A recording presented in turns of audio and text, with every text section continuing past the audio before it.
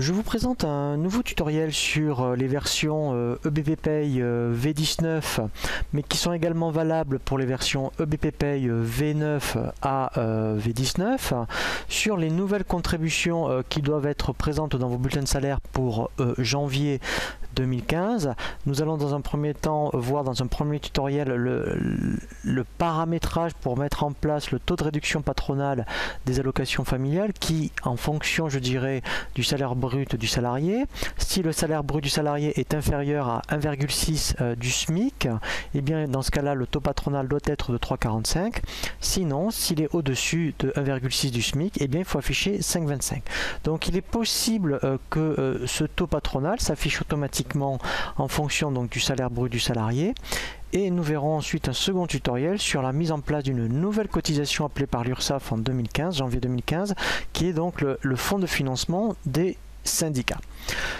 La première chose donc que nous allons voir pour mettre en place cette nouvelle cotisation avec le taux de réduction patronale des allocations familiales, c'est donc de revoir le paramétrage de la cotisation cote AF1. Alors, vous pouvez le faire directement dans un bulletin de paye. Pourquoi? Parce que, en principe, que vous ayez des salariés non cadres ou cadres, eh bien, tous auront cette cotisation. Alors, pour gagner du temps, moi je préfère le faire directement via le bulletin de paye que d'y aller directement, je dirais, sur des rubriques ici dans le plan de paye. Ça va beaucoup plus vite. Alors, comme vous êtes sur ces versions-là, sincèrement, ça va plus vite, on va voir, de taper 3,45 ou 5,25 que de créer des constantes pour mettre le taux.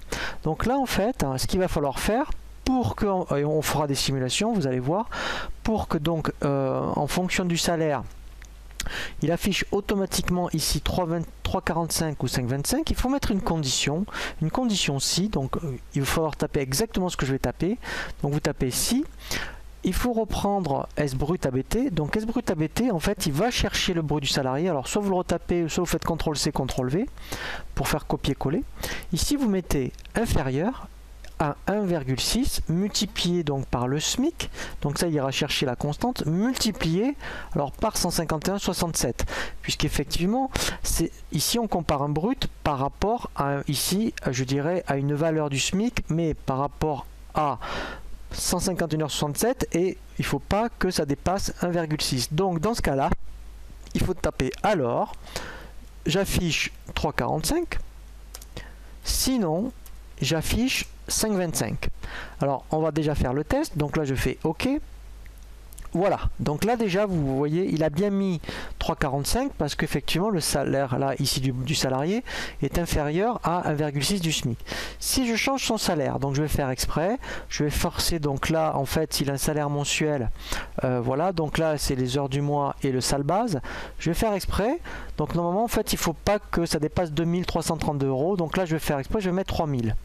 Voilà, je fais OK.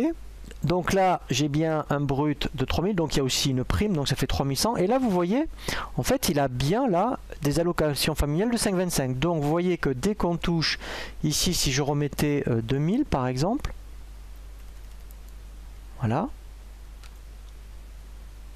Voilà, et bien là en fait j'ai bien 3,45. Vous voyez, donc en fait là, ça fonctionne bien. Donc s'il faut vraiment faire ce paramétrage dans la cotisation cote AF1, il faut taper si.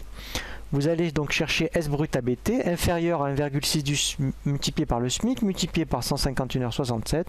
Alors j'affiche 3,45, sinon j'affiche 5,25. Le prochain donc tutoriel que je vous propose, c'est pour mettre en place cette nouvelle cotisation pour le fonds de financement des syndicats.